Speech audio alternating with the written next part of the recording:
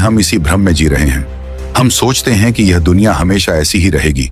रोज सूरज निकलेगा, बाजार चलते रहेंगे, लोग शादी करेंगे, बच्चे होंगे, जीवन अपनी सामान्य गति से चलता रहेगा। लेकिन क्या सच में ऐसा होगा? बाइबल स्पष्ट रूप से सिखाती है कि यह दुनिया हमेशा के लिए नहीं बनी है।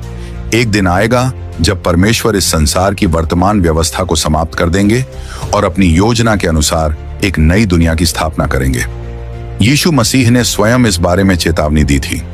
जैसे नूह के दिनों में हुआ था, वैसे ही मनुष्य के पुत्र के आने के दिनों में भी होगा।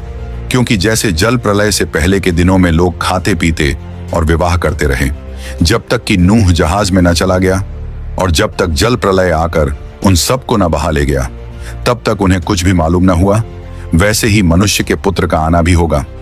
इसका अर्थ यह है कि जब दुनिया के अंत के संकेत स्पष्ट रूप से दिखने लगेंगे, तब भी अधिकतर लोग अपनी दिनचर्या में इतने व्यस्त होंगे कि वे इसे समझ ही नहीं पाएंगे। बाइबल में स्पष्ट रूप से कुछ संकेत दिए गए हैं जिनसे हम जान सकते हैं कि हम अंत के कितने करीब हैं। आइए उन महत्वपूर्ण संकेतों को जानने की कोशिश करें। 1. अन्याय और अपराध का बढ़ना। आज हम देख सकते हैं कि दुनिया में हिंसा, भ्रष्टाचार और अन्याय बढ़ता जा रहा है। बाइबल में भविष्यवाणी की गई थी कि अंत के समय में लोग अभक्त, निर्दयी और स्वार्थी हो जाएंगे। 2. युद्ध और अशांति। यीशु ने कहा कि अंत के समय में युद्ध, दंगे और देशों के बीच संघर्ष बढ़ेंगे। आज हम देख सकते हैं कि पूरी दुनिया में तनाव बढ़ता जा रहा है और वैश्विक संघर्ष कभी भी बड़े युद्ध का रूप ले सकते हैं। 3. महामारी और बीमारियां। यीशु ने कहा कि अंत के दिनों में महामारी और भयंकर बीमारियां फैलेंगी।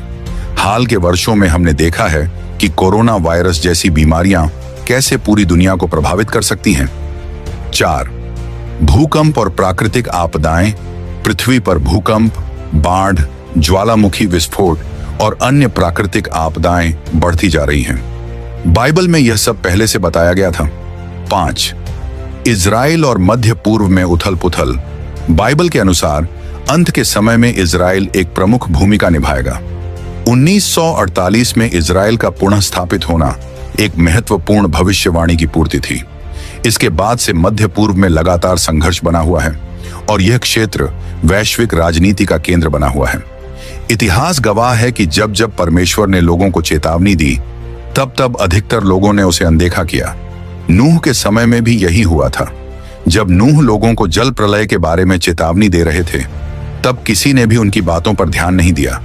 वे तब तक अपने जीवन में व्यस्त रहे जब तक कि विनाश नहीं आ गया। आज भी यही हो रहा है।